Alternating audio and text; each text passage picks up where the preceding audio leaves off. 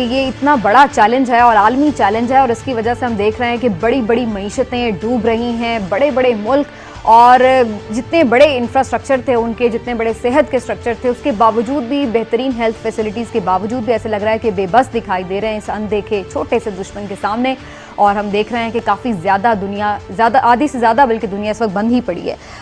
کیا صورتحال ہے دنیا کے مختلف ممالک میں اور وہ کیسے نمٹ رہے ہیں اس سے، یہ جاننا بڑا ضروری ہے. اور آج خاص طور پر ہم نے اسی حوالے سے ڈسکشن بھی کرنی ہے. فیصل عزیز خان صاحب نے آج ہمیں جوائن کیا ہے جی ترکی سے، اور اس کے ساتھ ساتھ عالیہ صلاح الدین صاحبہ ہمیں جوائن کر رہی ہیں اٹلی سے، اور یہ دونوں سینئر صحافی ہیں، پاکستان میں بھی صحافت کرتے رہے ہیں اور اب وہاں پر بھی موجود ہیں. تو ان سے خاص طور پر ہم جانیں گے، انالیسس بھی ان کا لیں گے کہ وہ کیسے دیکھ رہے ہیں اقدامات حکومتیں جو کر رہی ہیں وہ کیوں ناکافی ثابت ہو رہے ہیں ابھی تک. عالیہ میں پہلے آپ کی طرف آ جاتی ہوں. ویلکم ٹو مائی شو، بہت شکریہ آپ کا، آپ نے وقت نکالا. اور سب سے پہلے جو بہت بڑا کنسرن ہے وہ یہی ہے کہ اٹلی میں اتنی زیادہ اموات بھی ہوئی ہیں، اتنے زیادہ کیسز بھی رپورٹ ہوئے ہیں اور بڑی تیزی سے پھیلا ہے.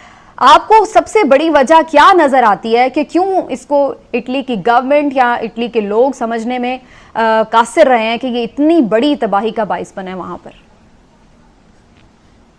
السلام علیکم. آپ نے بالکل صحیح کہا کہ شاید نہ گورنمنٹ پوری طرح سمجھ پائی ہے شروع میں، اور نہ ہی لوگ سمجھ پائے، کیونکہ اٹلی کے پاس کوئی ایسا اگزامپل نہیں تھا جس سے ہم سبق سیکھ سکتے تھے آسانی سے. ضرور چائنا میں جو ہو رہا تھا وہ ہمیں تھوڑا دور لگتا تھا اور وہاں کی حکومت ایک الگ قسم کی لگتی تھی، لگتا نہیں تھا کہ وہی چیز یہاں پہ بھی ہو سکے گی یا اس سے اسی طرح نمٹنا ہوگا. اٹلی جو ہے جب شروع ہوا لاک ڈاؤن، اور لاک ڈاؤن سے پہلے بھی جب انہوں نے کہا کہ آپ گھروں میں رہیں، آپ نہ نکلیں، تو کسی کو اندازہ نہیں تھا کہ 15,000 سے اوپر لوگ مر جائیں گے ایک مہینے کے اندر. لوگ جو ہیں اس کو بہت آہستی سے لے رہے تھے. اٹلی کے لوگ زیادہ مانتے بھی نہیں ہیں. جب رولز ہوتے ہیں وہ ہماری طرح کے ہیں، تھوڑے سے پارک میں چلے گئے جب دھوپ نکلی. میں بھی اتنی سختی سے نہیں مان رہی تھی یہ رولز، کیونکہ نہیں لگ رہا تھا کہ اتنا برا حال ہوگا. اور شاید یہی ہم سب کی ایک بہت بڑی غلطی رہی اس کے اندر. اور لوگوں، اور اب جو لاک ڈاؤن ہوا ہے تو آج کل جو خبریں آ رہی ہیں وہ بھی یہی ہیں، اتنی سختیاں ہیں، اتنی پینلٹیز ہیں، آپ جیل بھی جا سکتے ہیں اس لاک ڈاؤن کو توڑنے پہ. لیکن پھر بھی میرے گھر کے سامنے بھی آرمی کی ٹرک کھڑی ہوئی ہے کیونکہ وہ لوگوں کو واپس گھروں میں بھیج رہے ہیں.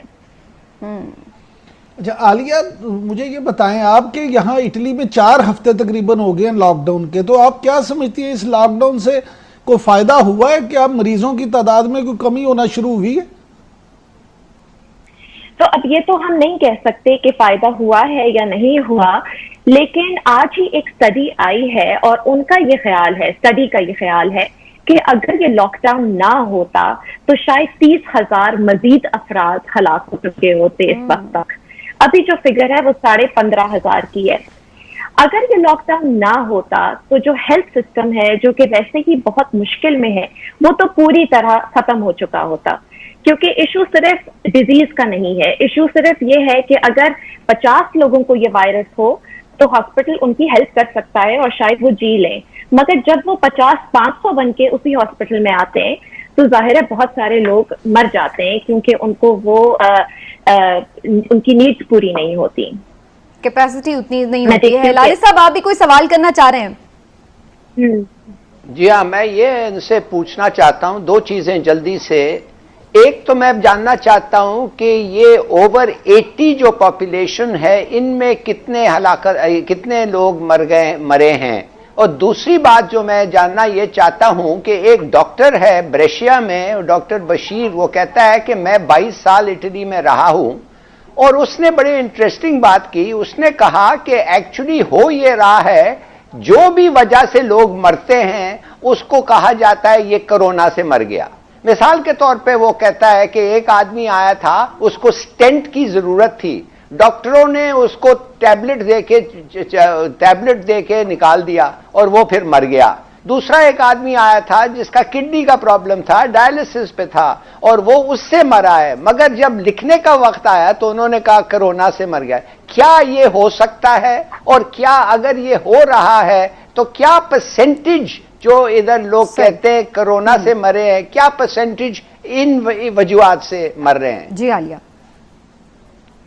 ظفر साहब शुक्रिया ये सवाल पूछने का, क्योंकि जो पहले वाला आपका सवाल था कि 80 से ऊपर कितने लोग हैं, तो अभी तक ये सारी एग्जैक्ट फिगर्स नहीं आई हैं। हमें कुछ हफ्ते पहले तक की पता है, क्योंकि वो इतनी जल्दी जल्दी लोग मर रहे हैं। 20 मार्च से लेके अब तक हर रोज 600 से ज्यादा लोग मर रहे हैं यहाँ पे। तो 80 से ज्यादा के काफी लोग हैं, मगर जो एवरेज एज जो कुछ अर्से पहले निकला था वो कोई 75, 76 इसी तरह का है average age of people dying. लेकिन जो आपने ये सवाल किया कि बाकी जो डिजीजेस हैं वो कोरोना में ऐड हो रही हैं, तो मैं इससे ये कहूंगी कि बिल्कुल उलट शायद केस हो यहाँ पर।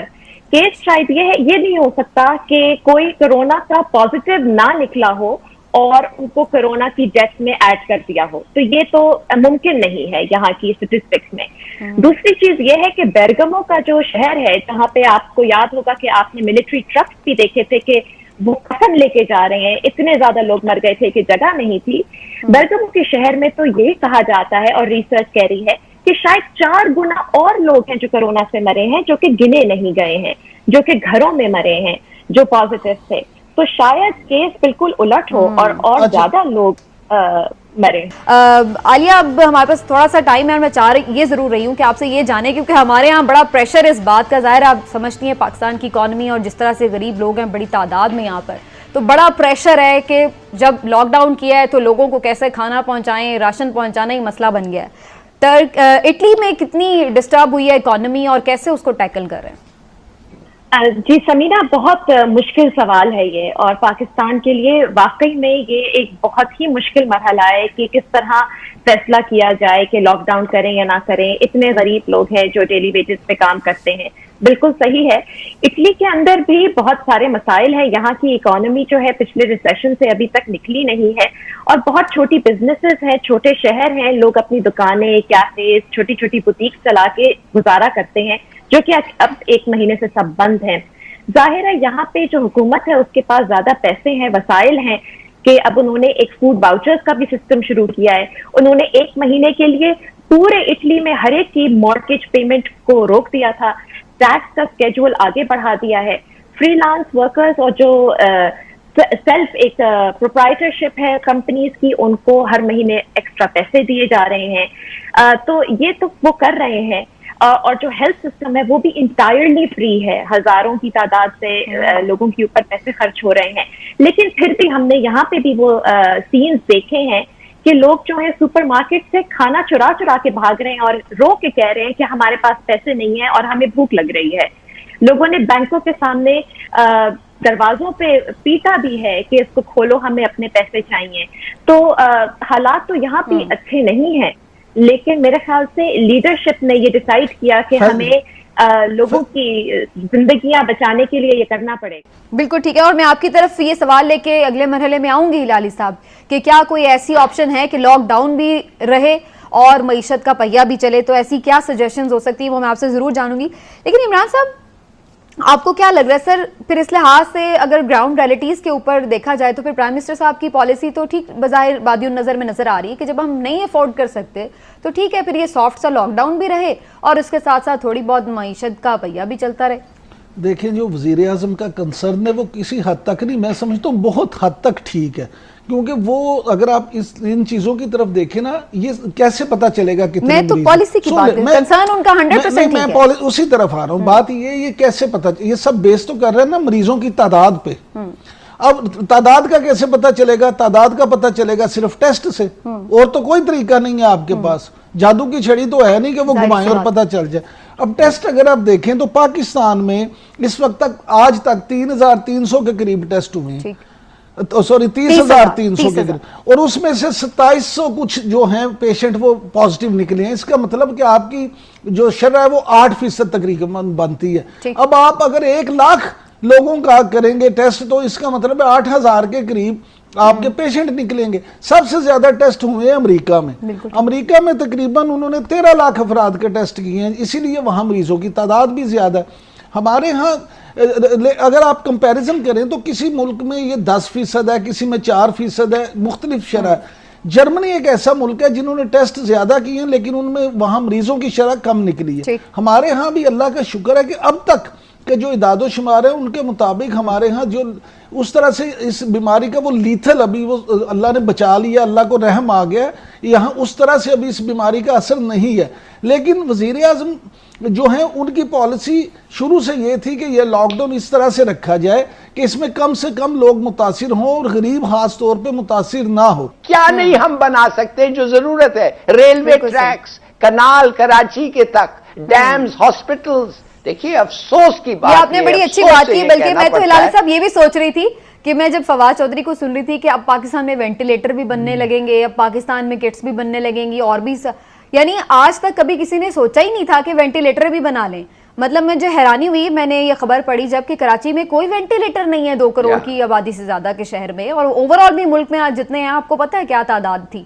تو کسی نے اس بارے میں سوچا نہیں. اب ضرورت پڑی ہے تو وہ کہتے ہیں ضرورت ایجاد کی ماں ہے، تو اب وینٹیلیٹر بھی بننے لگے ہیں، اب ریسرچ لیبارٹری کا بھی سب کو خیال آ رہا ہے. تو یہ تو بات بالکل جینوئن لگ رہی ہے اس حساب سے. یہ سمینا اچھی بات ہے، یہاں ہماری چیزیں بہتر ہوں گی. اس طرح سے وینٹیلیٹر بھی بنیں گے، کٹس بھی بنیں گی، تو اس کے ساتھ ساتھ آپ دیکھیں گی ہیلتھ کی انڈسٹری میں بہت ساری نئی جدت آئے گی اور اس میں لوگ جائیں گے اس طرف. لیکن یہ بتائیں اصل چیز جی پوچھیں کہ خان صاحب یہ کہہ رہے ہیں کہ اپوزیشن صرف تنقید ہی کر سکتی ہے. میں بھی یہ نوٹس کر رہی تھی کہ جب شہباز شریف صاحب بھی آئے تھے آپ بھی بڑے ہوپ فل تھے کہ وہ بڑا کوئی ہراول دستے کا کردار ادا کریں گے اور بڑا زبردست کچھ کام کریں گے.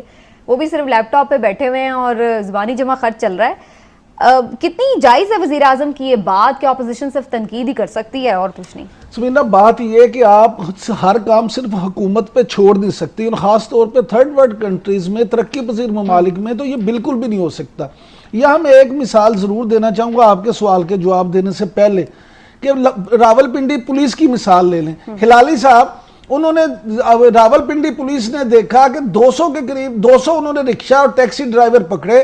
جب ان کو گرفتار کیا، ان کو پکڑا اور ان سے پوچھا کہ آپ دفعہ 144 کی کیوں خلاف ورزی کر رہے ہیں، تو انہوں نے کہا جناب ہمارے گھر میں راشن نہیں ہے، ہم اس لیے کر رہے ہیں. تو احسن یونس جو وہاں پہ سی پی او ڈی آئی جی، انہوں نے اپنے آر پی او سے بات کی سہیل تاجک سے، اور انہوں نے مل کے ایک ایسا پلان کیا کہ وہ 200 رکشہ اور ٹیکسی ڈرائیوروں کو نہ صرف 15 دن کا راشن ارینج کر کے دیا، بلکہ ان کو سمجھایا کہ جناب یہ لے لو، جاؤ اپنے گھروں میں چلے جاؤ اور اب باہر نہیں آنا. اور جو 2 ڈرائیور ایسے تھے جن کے پاس چلان کے پیسے نہیں تھے، انہوں نے ان کے پیسے بھی اپنے پاس سے جمع کرا دیے. تو یہ اس میں پولیس نے جو اچھا کام کیا، اسی طرح سے تمام شعبوں میں چاہیے کہ ہر بندہ اپنا حصہ ڈالے اس کام میں. ہر بندہ یہ صرف حکومت کے بارے میں نہ سوچے.